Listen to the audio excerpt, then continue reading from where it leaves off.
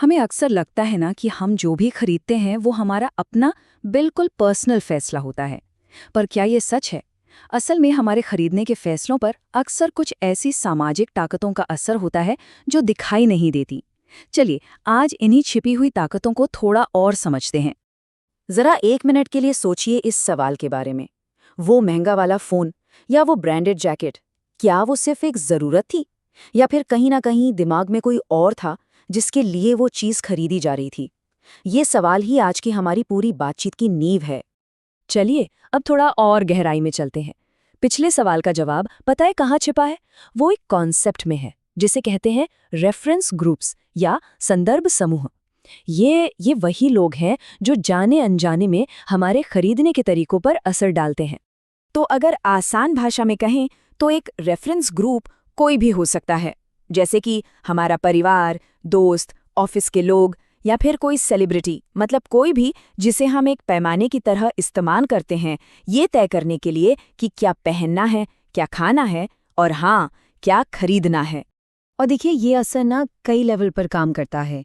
ये ग्रुप सिर्फ हमें इन्फॉर्मेशन नहीं देते, बल्कि एक तरह का कह सकते हैं सामाजिक दबाव भी बनाते हैं। जब हम देखते हैं कि हमारे सारे दोस्त एक ही ब्रांड का फ़ोन इस्तेमाल कर रहे हैं, तो हमें भी वही लेने में एक तरह की सेफ्टी और एक्सेप्टेंस महसूस होती है। हाँ, और सारे रेफरेंस ग्रुप्स एक जैसे नहीं होते। एक होते हैं मानक समूह, जैसे हमारा परिवार, जो हमारे बुनियादी उसूलों को आकार देते हैं, जैसे ईमानदारी, मेहनत। दूसरी तरफ हैं तुलनात्मक समूह, जो हमारे खास चॉइसेस को प्रभावित करते हैं, जैसे हमारे पड़ोसी कौन सी कार चला रहे हैं या वो छुट्टियों पर कहाँ जा रहे हैं। और पता है इस पूरी साइकोलॉजी को कौन सबसे अच्छे से समझता है? मार्केटर्स। वो बहुत अच्छी तरह जानते हैं कि हमारे फैसले सिर्फ हमारे नहीं होते, और वो इस जानकारी का इस्तेमाल अपनी मार्केटिंग स्ट्रैटेजीज में बखूबी करते हैं। सबसे आम तरीका जो हम सबने देखा है वो है सेलिब्रिटी का इस्तेमाल। जब कोई बड़ा फिल्म स्टार या क्रिकेटर किसी कोल्ड ड्रिंक का ऐड करता है, तो वो सिर्फ प्रोडक्ट नहीं बेच रहा होता, नहीं, वो उस स्टार से जुड़ी कामयाबी और स्टाइल को भी बेच रहा होता है। फिर आता है एक्सपर्ट अपील। याद है वो ऐड जिसमें एक डेंटिस्ट लैब कोट में एक खास टूथपेस्ट के फायदे गिना रहा होता है? यहाँ मकसद है प्रोडक्ट में भरोसा जगाना, ये दिखाकर कि देखो एक्सपर्ट्स भी इसे ही इस्तेमाल करने की सलाह देते हैं। लेकिन कभी कभी ना सबसे असरदार तरीका होता है आम आदमी का इस्तेमाल। जब विज्ञापनों में हमारे आपके जैसे लोग किसी डिटर्जेंट या कुकिंग ऑयल से खुश दिखाए जाते हैं, तो वो प्रोडक्ट हमें ज्यादा भरोसेमंद और अपनी पहुंच का लगता है। ये चीज सबसे ज्यादा तब दिखती है जब लोग ग्रुप्स में शॉपिंग करते हैं। जैसे ही ग्रुप में एक इंसान कुछ खरीदता है, बाकियों के लिए भी खरीदना आसान हो जाता है। इसी को बैंड वैगन इफेक्ट कहते हैं, मतलब देखा देखी खरीदने का दबाव। ये सोशल प्रूफ की ताकत है। चलिए, अब उस ग्रुप की बात करते हैं जिसे हम चुनते नहीं, बल्कि जिसमें पैदा होते हैं, हमारा परिवार। फैमिली लाइफ साइकिल यानी पारिवारिक जीवन चक्र, ये समझने का एक बहुत दिलचस्प तरीका है कि समय के साथ हमारी ज़रूरतें और हमारे खर्चे कैसे बदलते हैं। पारंपरिक रूप से देखें तो ज़्यादातर परिवार इन्हीं स्टेजेस से गुजरते हैं। हर स्टेज की अपनी अलग ज़रूरतें होती हैं और खर्च करने की प्राथमिकताएं भी। सोचिए, एक अकेले युवा लड़के या लड़की के खर्च एक रिटायर्ड इंसान के खर्चों से कितने अलग होंगे।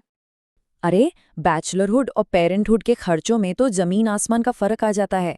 जहाँ एक तरफ युवा लोग घूमने फिरने, मनोरंजन और फैशन पर खर्च करते हैं, वहीं माता पिता का पूरा ध्यान घर, बच्चों की पढ़ाई और इंश्योरेंस जैसी चीज़ों पर चला जाता है। प्राथमिकताएं मतलब पूरी तरह बदल जाती हैं। लेकिन हाँ, ये बात भी ध्यान में रखनी होगी कि ये जो पारंपरिक मॉडल है ना, आज के ज़माने में ये हर किसी पर फिट नहीं बैठता। लोग अब देर से शादी करते हैं, कुछ लोग शादी ही नहीं करते, और समाज में और भी कई बदलाव आए हैं। इसलिए मार्केटर्स को भी अब इन नए तरह के परिवारों को समझना पड़ता है। तो इन सब बातों का मतलब क्या हुआ हमारे लिए? चलिए इसे फटाफट समेटते हैं और देखते हैं कि हम अपनी खरीदारी की आदतों के बारे में असल में क्या सीख सकते हैं। तो बात सीधी सी है, हम सब एक सामाजिक दायरे में रहते हैं। हमारे दोस्त, हमारा परिवार और जिंदगी का हमारा पड़ाव, ये सब मिलकर तय करते हैं कि हमें क्या चाहिए और हम क्या चाहते हैं। और मार्केटर्स वो इस खेल के नियम हमसे कहीं बेहतर जानते हैं। और आखिर में मैं आपको इसी सवाल के साथ छोड़ना चाहूँगा। आज की इस डिजिटल दुनिया में जहाँ हमारे पास दोस्तों और परिवार के अलावा इंस्टाग्राम इन्फ्लुएंसर्स और फेसबुक ग्रुप्स भी हैं, हमारे खरीदने के फैसलों को असल में कौन कंट्रोल कर रहा है? सोचिएगा ज़रूर।